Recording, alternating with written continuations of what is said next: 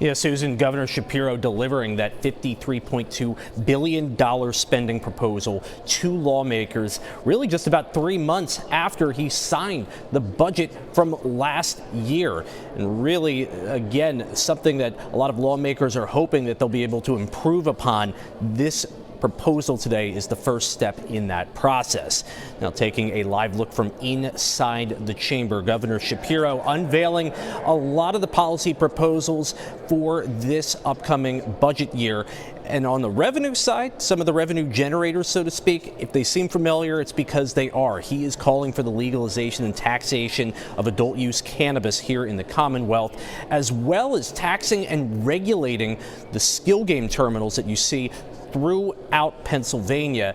They would have a cap for them, as well as the video game terminals that you often see at truck stops, for instance. At about 40,000 around the entire Commonwealth, there'd also be a 52% tax on the revenue from those skill games. He's also proposing $565 million for public education. This is all new spending, part of an effort to try and bring more adequacy to schools that historically went underfunded for many years, at least according to him and his supporters and their proposal here. They're also seeking to try to offset in many ways some of the demand on the tax base in places like Lancaster or Harrisburg, where they may have poorer tax bases that may not be able to support a school district as easily.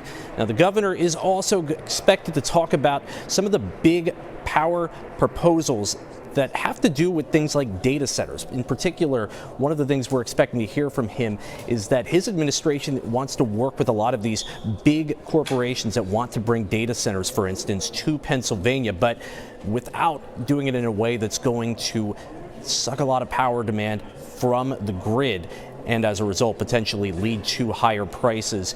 He said his administration is going to be using whatever levers they can to try to get some of these data center creators to build their own power sources, essentially, again, to try and offset the demand on the grid. Back here in the Capitol Rotunda, we're expecting to hear more of this proposal as the governor delivers it. We have a lot more information as well on WGAL.com, and we'll have a lot of the reaction coming up later today as well.